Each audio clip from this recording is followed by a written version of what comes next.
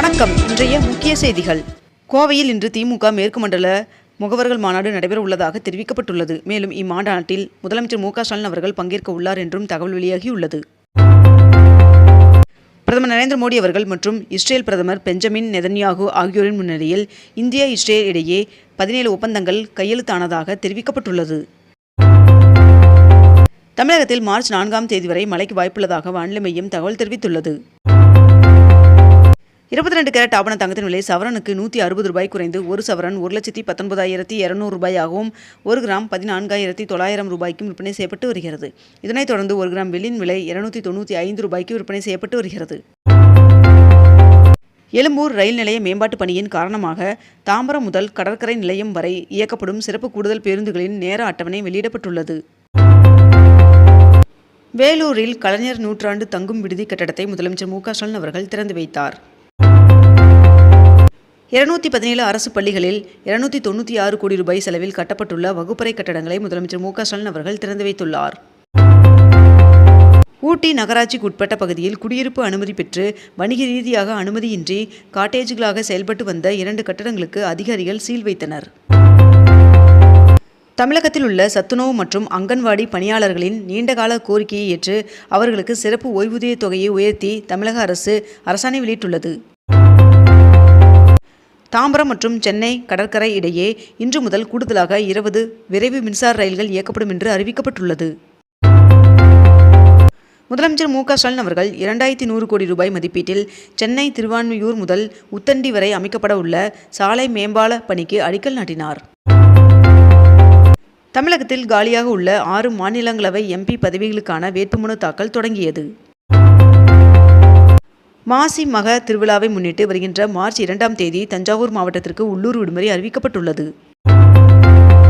2025ஆம் ஆண்டிற்கான பெண் குழந்தைகள் பாதுகாப்பு தின மாநில அரசு விருதுகளை முதலமைச்சர் மு க ஸ்டாலின் அவர்கள் வழங்கி சிறப்பித்தார்.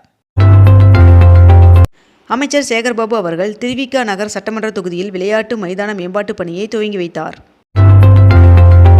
இந்து சமய அறநிலைத்துறையின் சார்பில் 175 கோடி ரூபாய் மதிப்பீட்டிலான 22 புதிய திட்டப்பணிகளுக்கு அடிக்கல் நாட்டி 215 கோடி ரூபாய் செலவிலான 65 முடிவுற்ற பணிகளை முதலமைச்சர் மு க ஸ்டாலின் அவர்கள் திறந்து வைத்துள்ளார்.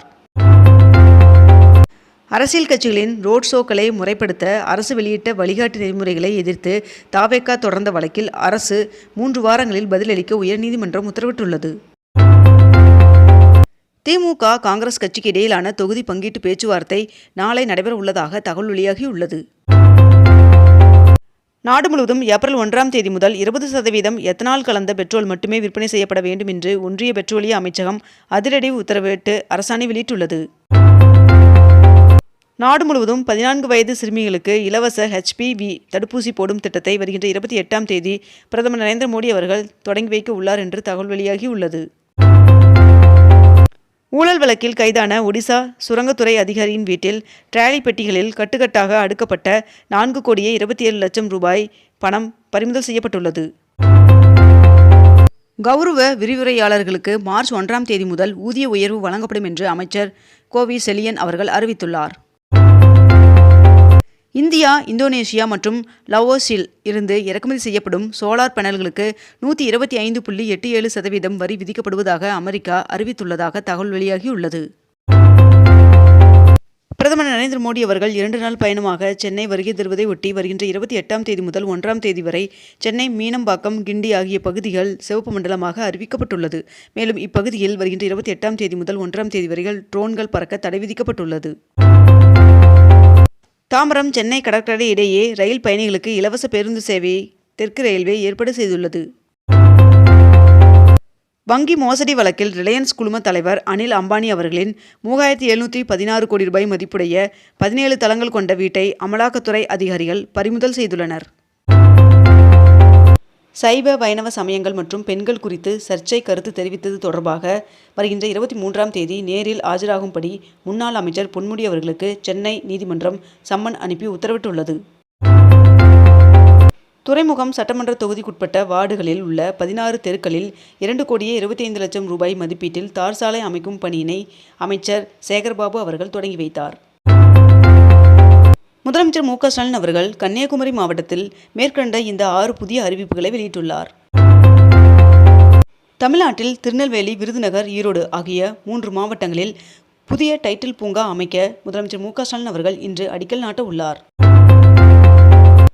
துணை முதல்வர் உதயநிதி ஸ்டாலின் அவர்கள் கண்ணகி நகரில் 75 லட்சம் ரூபாய் மதிப்பீட்டில் கட்டப்பட்டுள்ள நவீன கபடி உள் விளையாட்டு அரங்கத்தில் கபடி விளையாட்டுப் போட்டிகளை துவங்கி வைத்தார்.